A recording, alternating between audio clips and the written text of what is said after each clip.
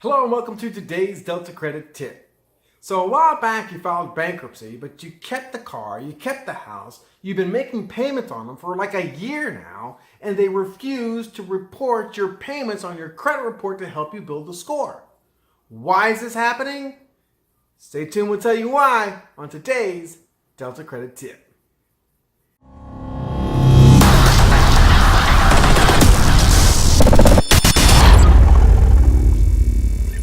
Hello and welcome back to today's Delta Credit Tip. So it's been a while since you filed that bankruptcy and you're really wanting to try to rebuild your credit.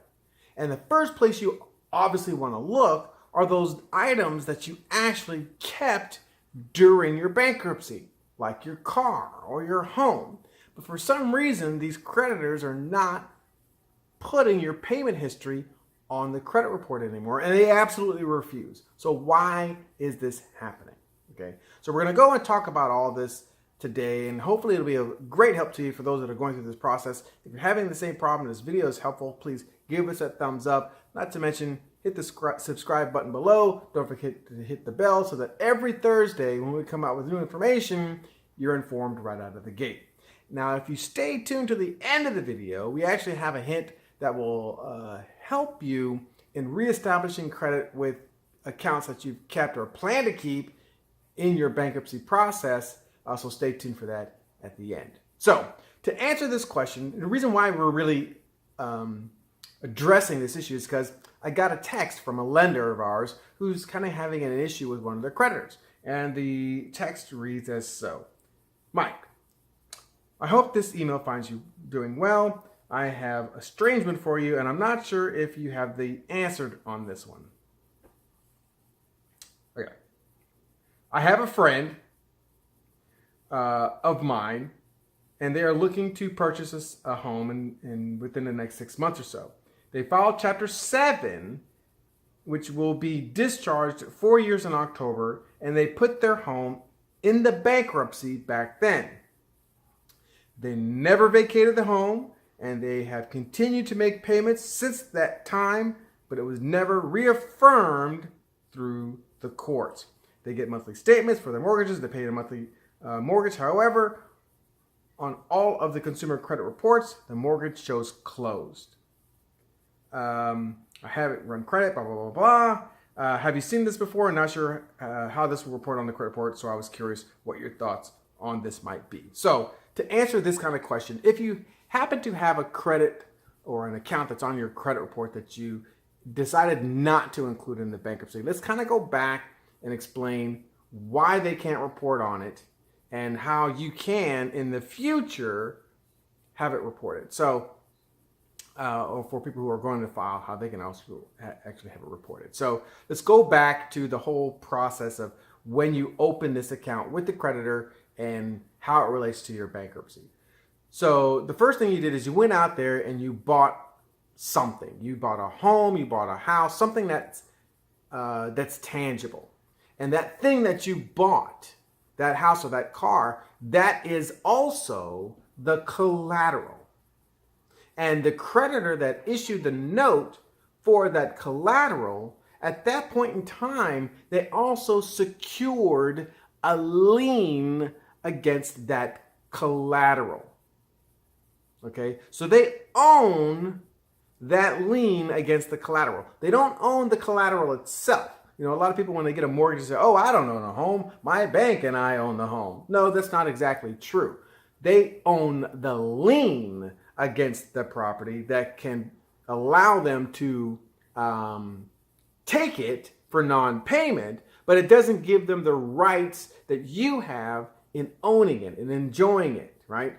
And that's when you start getting into different kind of laws, but really they don't own anything. They just simply own the lien on that property.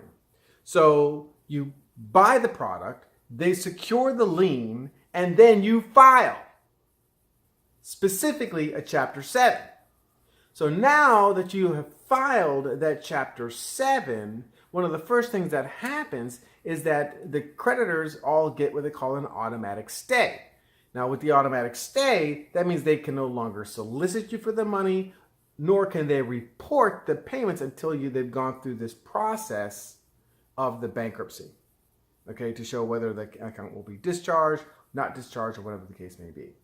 So in the Chapter 7, the typical procedure for debts that you have that are secured with some sort of collateral, what would typically happen is that you would stop making the payments because of during the automatic stay, and then after the debt is now discharged through the bankruptcy, the property is seized by the trustee, it is sold, and whatever money is left gets sent over to the original creditor, and you owe no more money.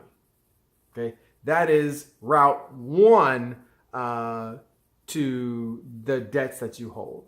A second route is that you can reaffirm the debt. And what that means is that you can, even though the debt is in the process of being discharged, you're going to basically say, you know what, we're going to act like none of this is really going on, and we are going to reaffirm our agreement, and I'm going to continue paying as is.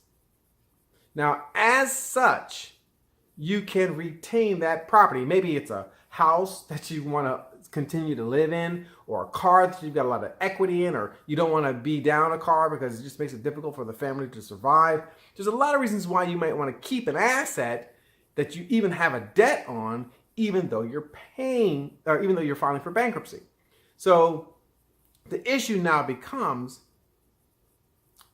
well, when you're done with the bankruptcy and you want this to show in your credit report, well, how's that going to happen? Well, unless you file the reaffirmation, okay, they're not going to be able to report your payments, because otherwise the debt is discharged. There is no more loan. Now, the thing is that for most cars, and definitely for houses, they don't want to own this property again. They want to get the money for it. So you can, and for most secured debts like cars and houses, not file the reaffirmation, continue to make those payments, and they won't choose to foreclose or repo that vehicle while you're continuing to make those payments. Okay? Now, keep in mind, if you do not file a reaffirmation but continue to make the payments, okay, they do have the right to still come after you and repo that vehicle, even though you've been making the payments on time, up until the very last payment. Okay, so that is an inherent risk in not signing the reaffirmation. But the truth of the matter is that if you do sign it, it kind of rehashes that contract. I mean, you can actually renegotiate the terms and agreements of those loans at that time. And it re-obligates you to that debt, even though all the creditors have been given the automatic stay. So if you have basically a choice: affirm the debt, reaffirm the debt, or don't reaffirm the debt. In other words, agree to continue to pay with all terms and contracts intact, or not. But even with the or not situation, you can still make the payments as though you did sign the reaffirmation and retain the property through their grace. So again, going back, the benefit to getting the reaffirmation, as you definitively get to keep the property, you continue to make the payments, and now that it's been reaffirmed, they will report to the credit bureaus. Okay? If you don't file the reaffirmation, then you technically don't owe them anything, right? But if you continue to make the payments, it's kind of an unwritten rule that they're just going to let you keep paying. And then once you're done paying it, then that property becomes yours outright. And the lien is then, shut down.